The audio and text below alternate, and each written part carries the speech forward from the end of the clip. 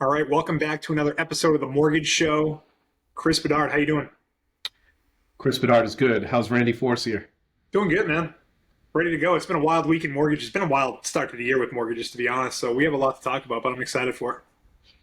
Yeah, some stuff's going on that's shifting things with interest rates that we need to update people on. It's been pretty interesting.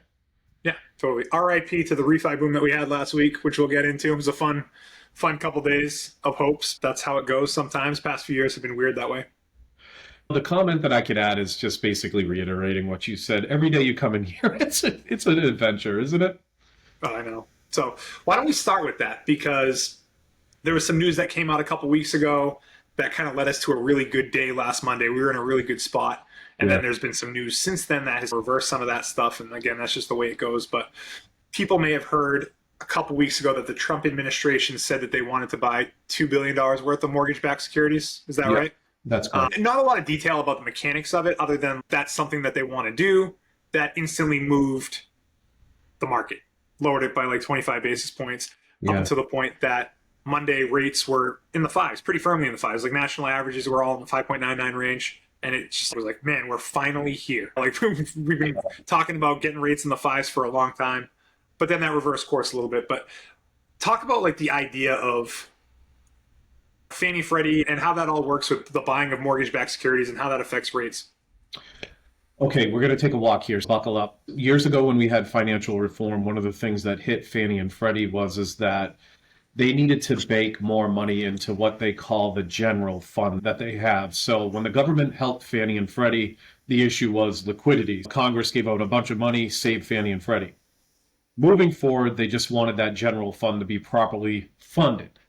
So how do you do that? So in the whole scheme of things, when we give an interest rate, it's loan to value, credit score, and the adjusters attached to it is called loan level pricing LLPAs. Yeah. Yep. So we've talked about them in the past. So a portion of the loan level pricing adjustment goes into the general fund. So Fannie and Freddie, since the financial reform, and actually just Randy, mortgage lending is insanely responsible compared to how it was prior to that regulation. So Fannie and Freddie are sitting on so much. There's so much money in that general fund. How much? I don't know. I don't look at their books, but every article that I read, that thing is severely overfunded. So it, so the Trump administration, what's the mechanics of this? So basically they're looking at that general fund and they're thinking, okay, how do we get interest rates down? Usually what happens is people are buying our bonds. Okay. Is that happening right now? It's been average. So that's why we've been sitting in this area where really nothing's been happening. The foreign investors into our bonds, it's really not there. Hey, as a sidebar, the flow of money right now is interesting where everything goes. But so take money from the general fund, money that's sitting there, money that's not doing anything, money that's sitting there as reserves. And the idea is buy mortgage-backed securities. Yep. In theory, good idea. But the last couple of days with some stuff going on, and this is like a foreign global thing. We need people coming in buying our bonds, and I think a mechanism to fight some of the Trump administration's goal of obtaining, what was it? What are they trying to obtain right now? Is it Greenland or whatever? Yeah. It's just tough to keep on top of all of it. But a way to mess with us is to not buy our bonds. So it's like, we have this great news that we're taking some money to buy our own bonds, but maybe the buyers that are buying right now are messing with us a little bit because we've got some negotiation going on behind the scenes. So Well, yeah. I think, not to get into all that stuff too much, but I think like just the tariffs that were called out in the past few days are inflationary, and that affects what the market does and how that responds to the mortgage-backed securities as well. So it's like you take one step forward, one step backwards, and it's just one of those things. It has to play out, and we'll see where it all goes. We did have a really good Monday last week, and a million conversations were had with people about refinancing. It's a psychological threshold for them to get below 6, and then just like that, here we are 1 week later, and we're back to where we were before those rates dropped. So will rates get back into the fives as a national average? It's hard to say when that would be, but there's some things on the global scale that need to play out. It's all really interesting, actually. And you bring up a really good point with the tariff stuff and the threatening of inflation. It's all there. It's all part of the equation. But that is simply the mechanics. Maybe take some of our money and buy our own bonds and artificially lower the interest rates. But the second tier to this, Ran, and this is interesting, is like, how much longer are we going to have these adjustments to interest rates through those LLPAs, funding a fund that's severely overfunded right now? At the end of the day, it's just costing our borrowers in their interest rate where perhaps it shouldn't be at this point. So Yeah. I don't know what So goes on in the I future. wouldn't mind talking about those LLPAs real quick and just trying to explain it. We've talked about it, I'm sure, in the past, but anyone that's new that's listening is those are just adjustments to the interest rate that Fannie and Freddie apply based on risk. So someone with a lower credit score would have a higher loan level pricing adjustment that would make the rate higher to compensate for the risk of having a bad credit score. Or if you had a low down payment, that person would have a higher charge added to their rate. If you were buying a condo, that would be a charge. If you're buying a second home, there's a million different things. But every time they add to the rate, that's just a cost that gets passed along to the borrower and gets added to Fannie and Freddie's general fund. So when you talk about that, it's like, when do they have enough money that they can roll back some of those LLPAs, which would result in lower interest rates for the borrowers? I don't know. When the market gets used to something, it's like, why would you change it? Like, why would Fannie and Freddie say, no, we're good, let's get rid of those and do something for the borrowers? I don't know. We'll see. Hey, dude, great, excellent points. It's what happens. Something happens eventually where you have to tap into it, and then eventually, at that moment, it's okay. There was enough money there, but until that happens, business as usual. To your point. Mm-hmm. Yep. So refis are a thing that I personally want to focus a little bit more on this year, not because I want to. I think it's just a thing that we're going to have to focus on more. Just managing those conversations with people, and like, when's the right time to refi? There's people that are very cognizant of not refinancing too early, but at the same time, you can miss the boat if you don't act quickly. So one of the things I've been trying to do more with people is get loan applications in the system, submitted. We don't necessarily have to gather docs. We don't even necessarily have to have an approved loan or an appraisal ordered, but have the loan application in the system, have a conversation about what rate do you want to take action or to feel comfortable taking action, so that when it gets to that point, it's not okay, hey, let me run your numbers, let me update this and update that, and okay, you'll think about it, and then you'll get back to me tomorrow, and then we'll go back and forth, and the next thing you know, rates are freaking gone. You know what I mean? It's like, you have to be ready to take action. So that's a goal of mine this year, is to have the borrowers that I'm working with that are on the fence about refinancing ready to go, with conversations had about what it's going to take, and then just be ready to pull the trigger when we get there. You're cooking right now, bud. You're cooking. Yeah. Conversations are so different, though, with refinances compared to when we had our refi boom back in the day. Just this perception overall of where they might be going, the interest rates, it's so different compared to 2020. Everybody was so eager to hop in and just get it done. Yeah. It's funny how the talks stagnate at times when I'm working on these, but People do generally think rates are going to improve. And I think they only think that because they feel like they have to. They went up so fast, like, that this can't be where we're going to be for the next 5 years. Like, they have to get better than 6% or 5.99. And I kind of subscribe to that a little bit. A lot of experts for the past few years have always said rates were going to be trending downwards at some point once inflation's under control. So I get that. But man, if people are chasing an eighth of a percent on a rate to refi, and that's going to save them like $40 a month, that isn't worth chasing that for 6 months when you're leaving $400 or $500 a month on this table of savings just to chase an extra $40 a month. So there has to be a point where it just makes sense to pull the trigger, knowing that if rates improve by an eighth or a quarter, you know what, it's okay, because I'm still saving $300, $400, $500 a month from what I was paying. one of the things that I follow is economic data, and it's retail sales, manufacturing, just stuff that shows the buying power of the consumer right now. And after years of rambling of the perception or the thought that interest rates are coming down, the actual reports that are coming out just continue to lead in the area of, okay, we're hitting the time when interest rates are gonna lower. We're gonna experience this area where it's okay, they're stable, they're coming down a quarter, they're stable, they're coming down an eighth. I just don't see it where data is going to turn around and all of a sudden spike them. other than this random stuff that we're dealing with globally. Yep. Yeah, it's a wild time. So, anyways, we'll keep an eye on that. What else is going on in the mortgage world, Beds? Like, what's things on your mind? So one of the things that I want to talk about is I think in this market, it's good to align yourself with somebody that can get a transaction closed quickly. You and I emailed a little bit back and forth about it, but I think our team here at CMG, I ran, it's there's no comparison. We've been at good mortgage companies in the past, good teams, like we get things through. So there's nothing that I want to say negatively about that, but when we hopped into CMG and we started seeing their process, this is just a different animal when it comes to that. So it's like some pre-approvals that I'm sending out. I'm just telling everybody, look, you want to close in 3 weeks or less, just let's do this. And I'm always basing that off of two things. Number one, I think we're great. So process is great. Number two, it's the motivation of the borrower. And if you want to talk about that, I'll let you talk about that because I think it's a big part of everything if you want to close quick. If a borrower, yeah, there's obviously, I agree that we're awesome. And I don't think, yeah, I think we could close in 2 weeks if we had all the pieces that we need. It's just a matter of getting those pieces. So the two things, like I guess you said, motivation of the borrower, that's one thing. Like getting them to sign the documents quickly, get us everything we need quickly is important. That kind of drives things on the front end of things. So if you have a motivated borrower that does those things, like sky's the limit. We can close in 10 days if you really wanted to. Then the other thing is the appraisal and whether or not we even need one. Yes. I think that's probably the ultimate driver of when we can close.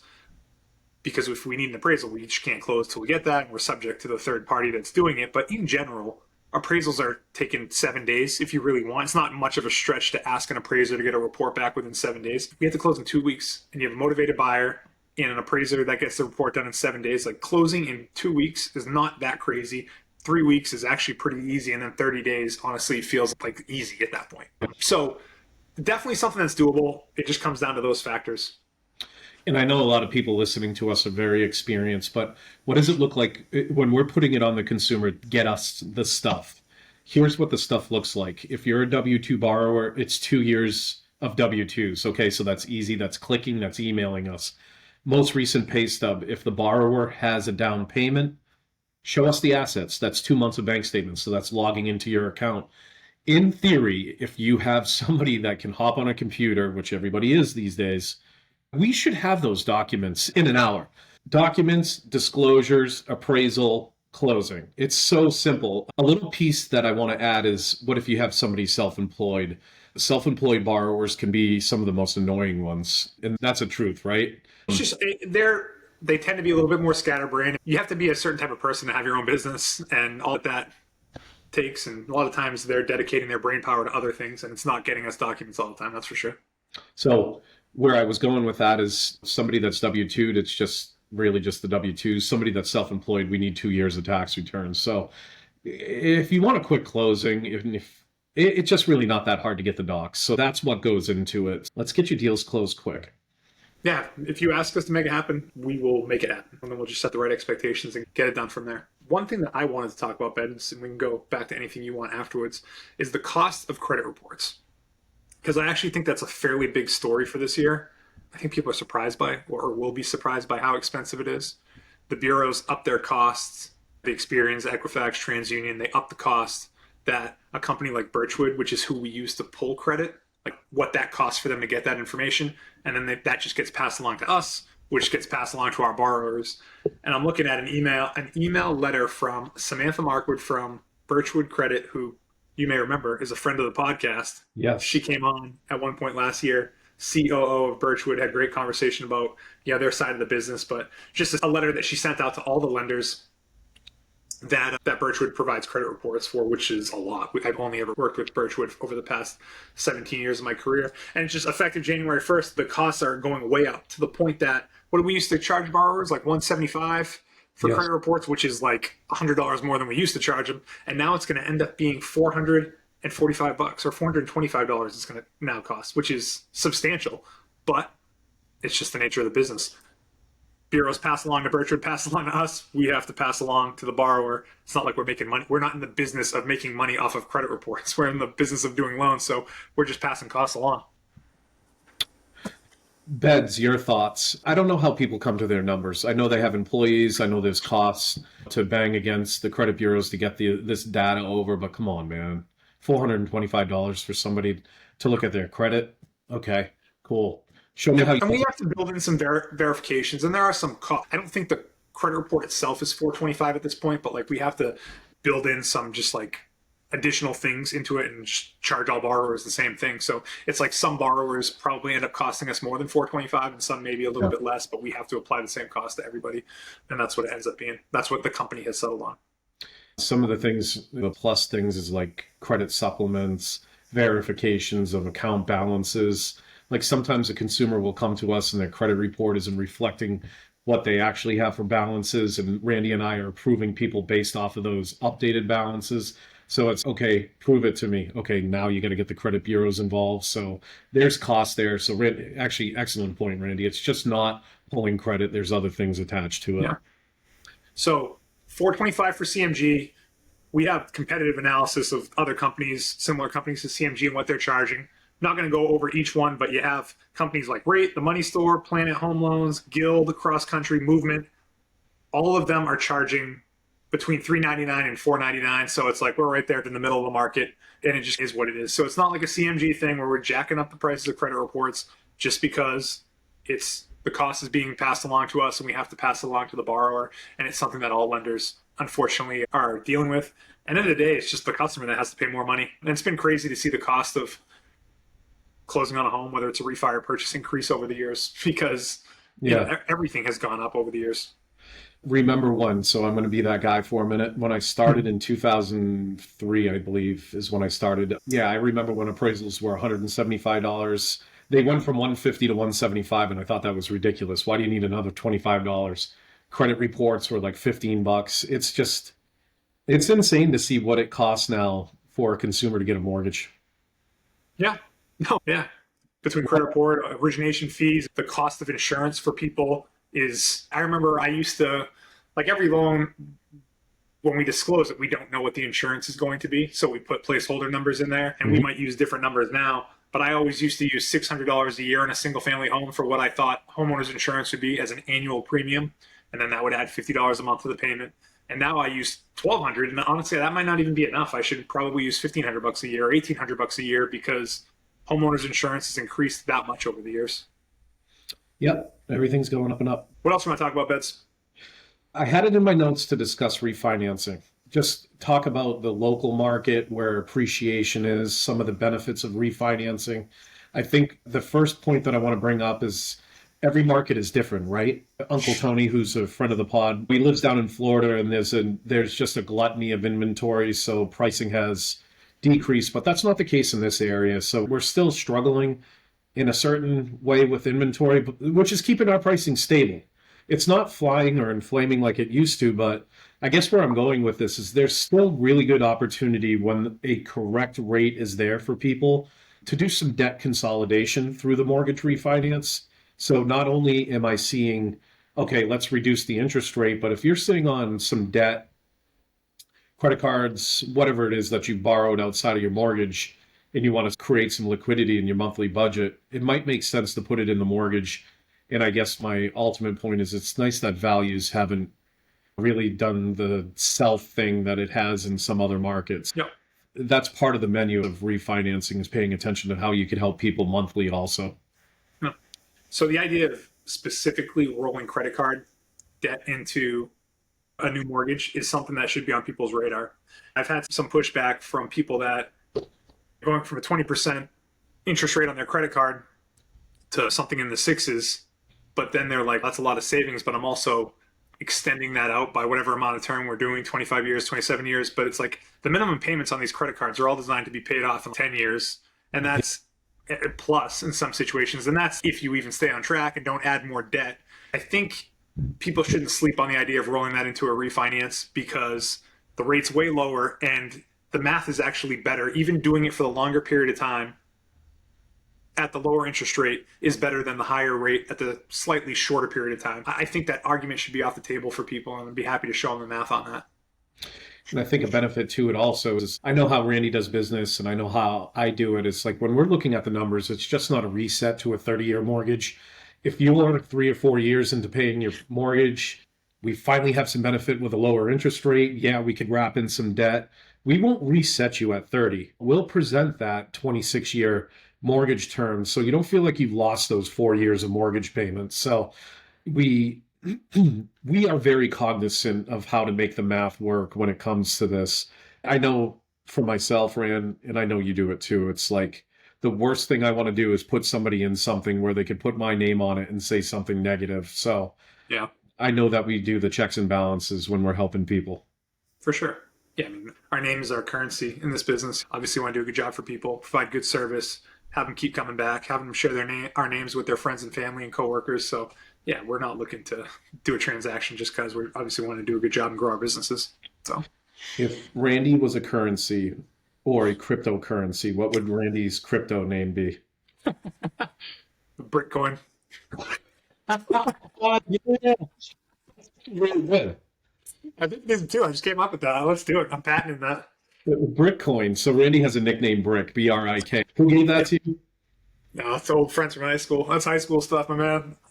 I don't even remember who the exact person was, but it definitely stuck 25 years later. Wow. Bitcoin. Brickcoin. If you ask me the same question, TB12 coin. I'm in, dude. Let's pump and dump it. Oh man. I have something funny to since we're loosening up a little bit. Before the Patriots game, and I don't want to derail us, but I have a Tom Brady candle that somebody gave me somewhere along the line. And my wife took a video of me prior to the Pats game this weekend, lighting the Brady candle. And I will do that every game until hopefully we make it to the Super Bowl. We're not going to have another pod between, and that's all the mortgage stuff that I honestly want to talk about, so we can wrap it up with some of this talk. But a couple thoughts on that. I want to see the video, so can we post this on, Yes, we can. someplace? And then, what do you think? Are you excited for this weekend, AFC Championship? Is it crazy that we're going against Jarrett Stidham? I almost feel bad for the Broncos. Like, hopefully So we kill him. it's lining up with the Celtics championship. Everything lined up for us. It's our last Celtics championship. Granted, we had a really good team, but we had every best case scenario. And I think this is lining up, isn't it? It's like we get to play Jared Stidham. It's not easy to play in Denver. No. And it's And their defense is good. One of the things that I had seen, just like everyone's talking about how things are lining up so good for us. But if we beat the Broncos and then let's say we play Seattle, and say we somehow won that, we would have played 4 of the top 6 defenses in the league to get there. Chargers are a 6th-ranked defense. I think Texans are number 1. Broncos are 2 or 3. Seattle's 3 or 4, something like that. It's like those are good defenses. So it's not like we've had this like easy path. And we obviously still got to win against Denver. But I like the way our defense is playing. I love going against a backup quarterback, regardless of being in Denver. I'm optimistic about that one. And then once you get to the Super Bowl, dude, anything can happen. And I said that from before the playoffs. I like our path to the Super Bowl. And then once you get there, who knows? Hey, I think so many heads are going to explode if the best case scenario happens. Could you imagine? We only had to wait 6 miserable years to get back. They were freaking miserable, though, dude. Oh, my God. And we're so lucky. Like, just imagine being a freaking Bengals fan or a Raiders fan. Jets fan. 1969 is the last time they won. Like, why would you even go to a game on a weekend? A Jacksonville fan or something. It's just freaking brutal. We've been so spoiled, but I would love it if we even just make it to the Super Bowl. People's heads are already starting to explode just with everything. It's the best. Dude, come to Randy and Chris, cash out refinance. You got 2.5 weeks. You can buy those Super Bowl tickets. How much do you think Super Bowl tickets are? I haven't looked at them, but how much does that cost nowadays? $5,000? $5,000 probably is my guess. Yeah. Yeah. Man, there was a time we could have saw the Pats for $1,000. One of those Super Bowls. I do regret not going to a Tom Brady Patriots Super Bowl, but Same here. what are you gonna do? Same here. Same here. Stupid. We are blessed, man. We're blessed. Let's go. Let's go, Pats, baby. Anything else before we wrap it up, Beds? I really have nothing, dude. I think that's about what's going on in the market. I always want to say thank you to the listeners. If you guys have any suggestions of topics, please let us know. Yeah. We actually have a good pod coming up next month, which we're excited for. We have the great Chris George, who's been on the podcast before. Chris George is the owner of CMG. His initials are the name of the company, CMG. Chris Matthew George, I believe. But he's coming on the pod next month. CMG acquired a bank, CMG Bank, and there's a lot to talk about with him about that, what that means for our customers. That just, I think it changes the landscape of lending. We're already one of the 10th or 11th biggest lenders in the country and this kind of gives us a competitive advantage that a lot of our people that we compete against don't have. So I'm pumped.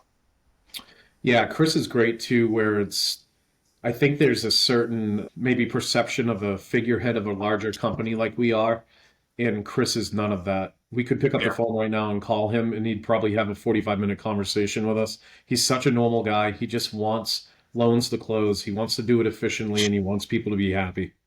totally. Yeah. Again, CMG is one of the 10 biggest lenders. We had a nice Teams meeting with them a couple weeks back, and this company has 3,500 employees. It's worth over $1 billion. It's like Chris George is doing good for himself, and he takes the time to talk to anyone, including us, and it's awesome to have that relationship with him. I'm excited to have him come on next month. Be a fun conversation. And I think if we unlock him like we have so far, it's going to be an easy podcast because, man, he goes off. Let him rip. He's a great talker. I remember the first time when we first listened to him talk, that first like video conference that we had the day that we were finding out we were being acquired. He just ripped for an hour, and I was like, this guy's the man. So he's very capable of going off. He's probably going to be running the podcast when it's all said and done. Yeah. Yeah. Chris George can cook. Yeah, he's the man. So yeah, that's coming up in February, but always open to more ideas. And I think we're both excited for this year. Keep sending us people, friends, family, colleagues. We're happy to help them out with mortgages and appreciate all the support. Yeah. Thanks for the support, everyone. Cool. All right. See you next time.